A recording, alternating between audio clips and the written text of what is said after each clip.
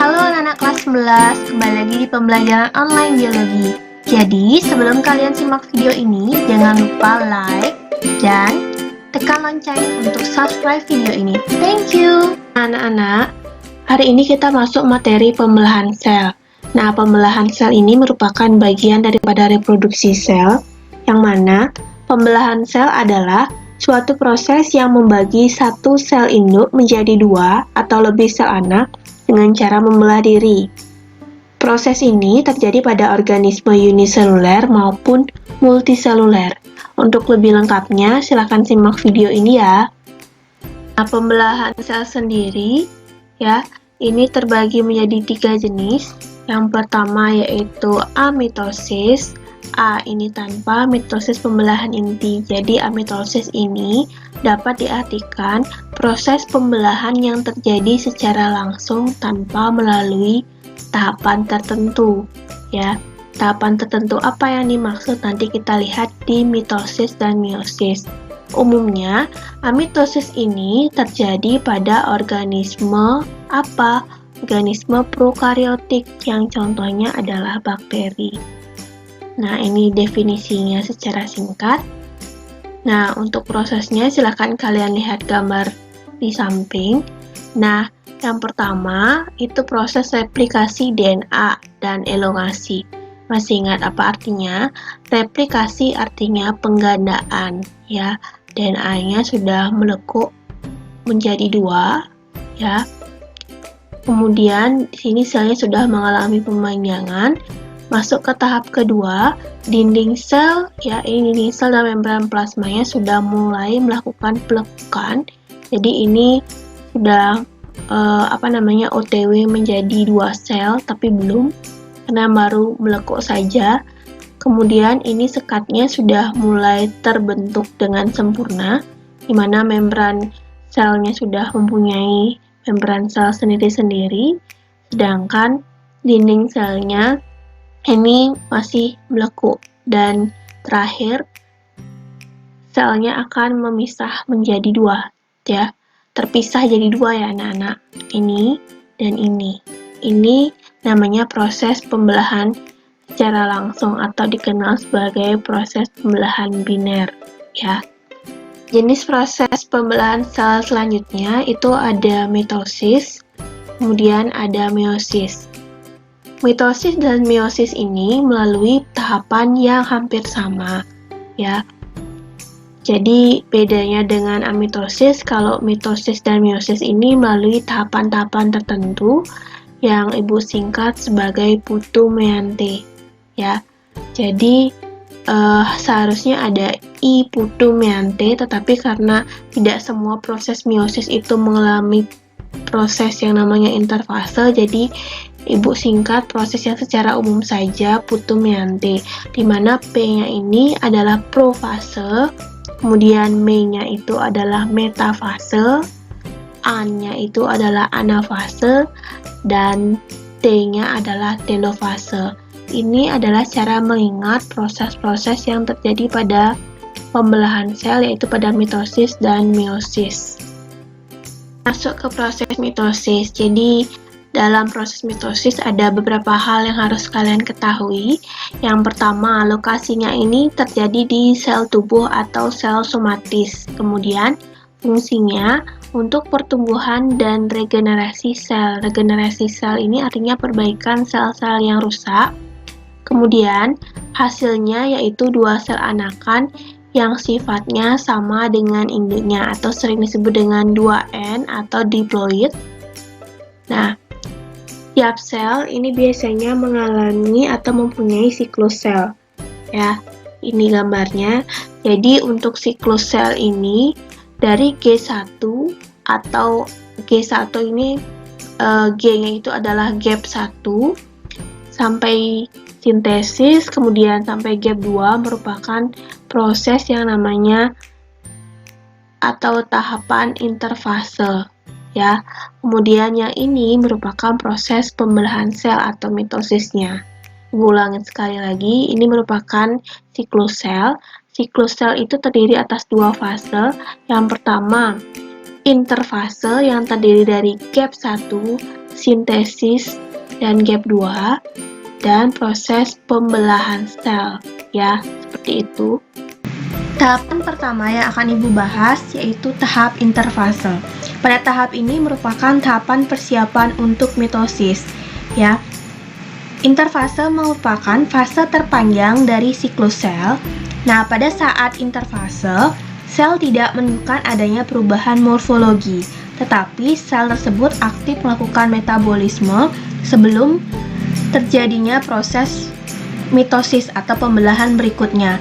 Sehingga dengan demikian, fase interfase sering disebut dengan fase istirahat. Interfase terdiri dari 3 fase. Yang pertama G1 atau gap 1. Pada fase ini, sel-sel belum mengadakan replikasi DNA.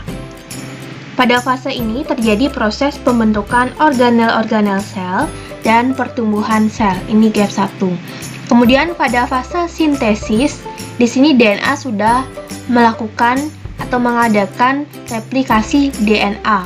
Kemudian masuk ke gap 2 atau G2, proses replikasi yang terjadi di sintesis, ya, atau fase sintesis sudah selesai. Ya, di sini DNA replikasinya sudah selesai dan siap untuk melakukan proses pembelahan selanjutnya atau masuk ke mitosis. Seperti itu ya anak-anak.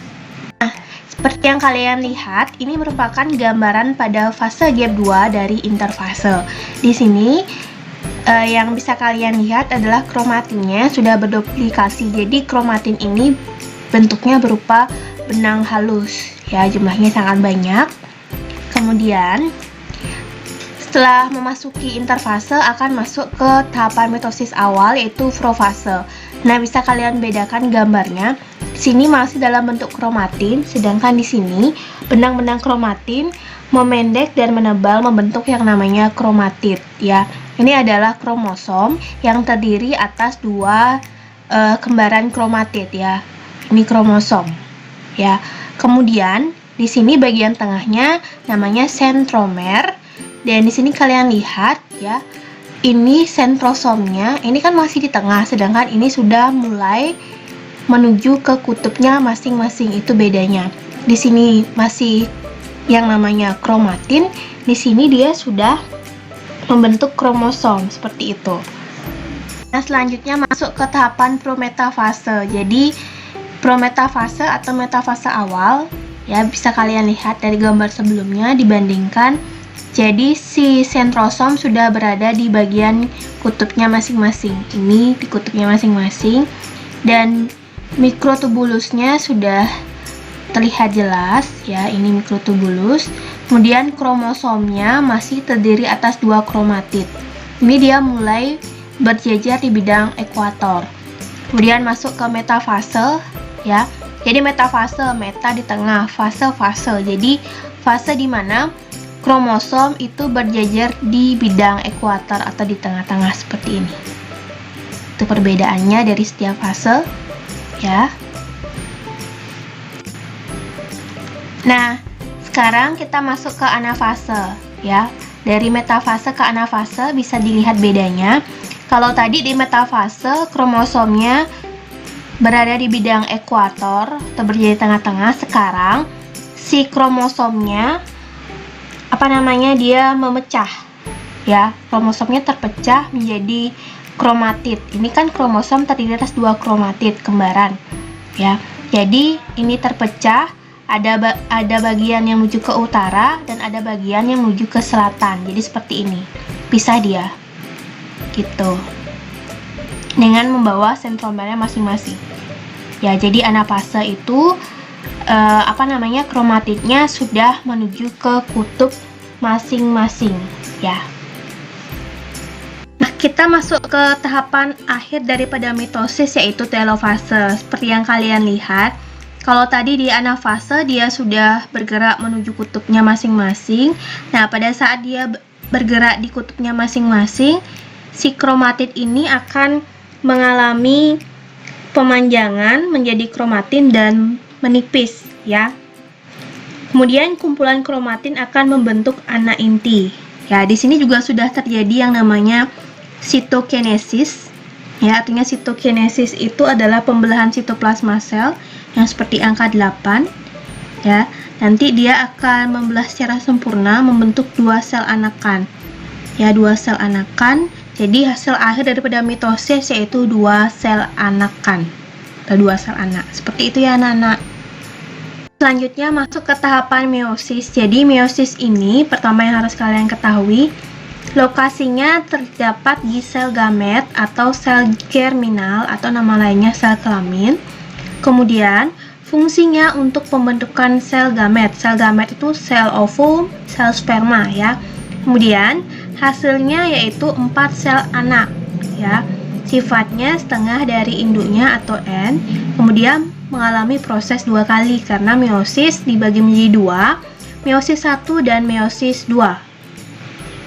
Ya, untuk prosesnya seperti biasa yaitu diawali dengan interfase. Ya, pada meiosis 1 ya, interfase sama ya. Jadi ini masih dalam bentuk kromatin. Kemudian sentrosomnya masih terpusat dalam satu kutub ya. Interfase kita masuk ke profase 1. Jadi profase 1 ini seperti ini gambaran umumnya, sudah terjadi yang namanya kiasma. Namun profase sendiri itu terdiri atau terbagi lagi menjadi beberapa tahapan. Yang pertama ada leptoten, kemudian sigoten, pakiten, diploten, dan diakinesis ya. Pertama Ibu jelaskan tentang leptoten. Jadi leptoten ini pada tahap ini kromatin yang terdapat pada interfase sebelumnya sudah menjadi kromosom ya, ini yang namanya kromosom ya. Kemudian pada sigoten ya, ini sigoten sudah terbentuk yang namanya sinapsis. Sinapsis artinya kromosom, ini kan kromosom terdiri atas 2 kromatid ya. 2 kromatid yang berpasangan dengan homolognya, ini namanya sinapsis di sini. Sudah?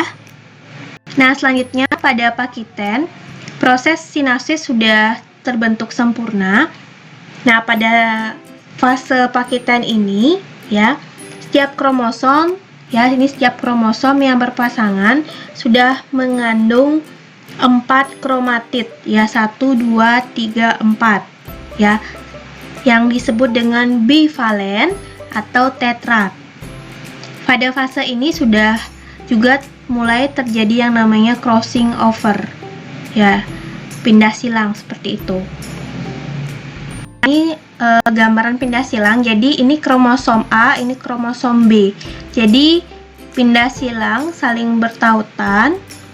Kemudian di kromosom A mengandung bagian daripada kromosom B ya, ini kalian lihat warna merah, dan kromosom B juga mengandung bagian daripada kromosom A seperti ini. Jadi dengan adanya pindah silang ini menyebabkan terjadinya variasi genetik antara satu individu dengan individu lainnya. Fase diploten. Nah, diploten ini proses kiasma sudah terbentuk dengan sempurna ya. Kemudian diakinesis, ini kan diakinesis ini tetrad ya, karena terdiri atas 4. Ini sudah akan bergerak ke bidang ekuator sehingga siap untuk mengalami tahapan metafase. Ya, ini rinciannya. Nah, pada metafase 1 ini kromosom homolog atau tetradnya ya. Kromosom homolog atau tetrad bergerak di bidang ekuator. Jadi di sini dia sudah berada di bidang ekuator bersama homolognya. Seperti itu. Ya. Kalau misalnya kita lihat di metafase biasa kan dia semuanya berjejer 4 di sini, tetapi pada metafase 1 dia berjejer di bidang ekuator bersama homolognya seperti ini. Ya, homolognya itu berarti yang persis seperti dia, seperti itu. Nah, Ibu lanjutkan pada anafase 1. Nah, anafase 1 ini kromosomnya sudah berada di kutubnya masing-masing. Ya, jadi awalnya kan pada fase metafase masih dalam bentuk kromatid. Nah, kemudian kromosom homolognya ditarik oleh benang spindle, ya, benang spindle ke kutub yang berlawanan. Ditarik ke sini, ini juga ditarik ke sini, sehingga bentukan daripada anafase 1 itu seperti ini. Ya.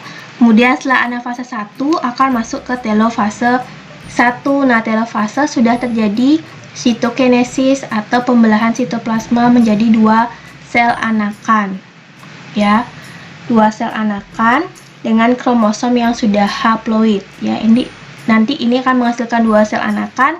Kemudian nanti akan lanjutkan ke profase 2. Lanjutkan ke profase 2. Jadi pada profase 2 ya, ini tahapannya lebih singkat daripada profase 1 karena tidak melalui tahapan-tahapan seperti profase 1 ya. Jadi di sini bisa kalian lihat sentriolnya sudah menuju ke kutubnya masing-masing. Ini juga sama karena dia 2 sel anakan. Kemudian pada metafase 2 ya, setiap kromosom ya, ini kan kromosom berjejer di bidang ekuator. Di tengah-tengah namanya metafase. Ingat, dia selalu berjejer di bidang ekuator. Ya, seperti ini. Kemudian pada anafase ya, jadi anafase tidak lagi dalam bentuk kromosom karena ini sudah dipisah. Jadi si kromatid sudah menuju ke kutub yang berlawanan.